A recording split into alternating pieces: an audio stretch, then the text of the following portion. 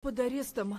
Такое решение в четверг принял Мосгорсуд, отклонив жалобу защиты оппозиционного политика.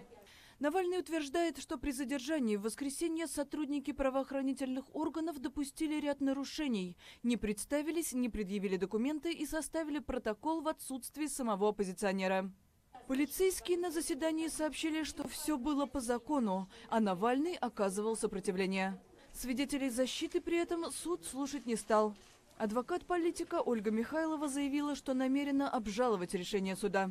В этот раз мы будем особенно при обращении в Европейский суд напирать на том, что данное задержание, все эти действия, которые произошли с 26 числа с Навальным, это является следствием политической мотивированности, а не преследует цели правосудия, как оно должно быть в нормальном государстве.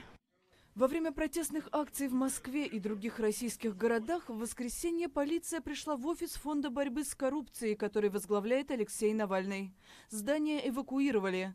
Причем сперва сотрудники правоохранительных органов, по словам членов ФБК, утверждали, что здание надо покинуть из-за сообщения о заложенной бомбе, затем из-за пожара. В этот момент из офиса ФБК шла онлайн-трансляция митингов. Всех находившихся внутри сотрудников фонда задержали за неповиновение полиции. Одним назначили административный арест от 5 до 10 суток, другим – штрафы. В ФБК сообщили, что офис по-прежнему опечатан. По словам юриста фонда Любови Соболь, сотрудники все еще не могут получить доступ к своим документам и технике.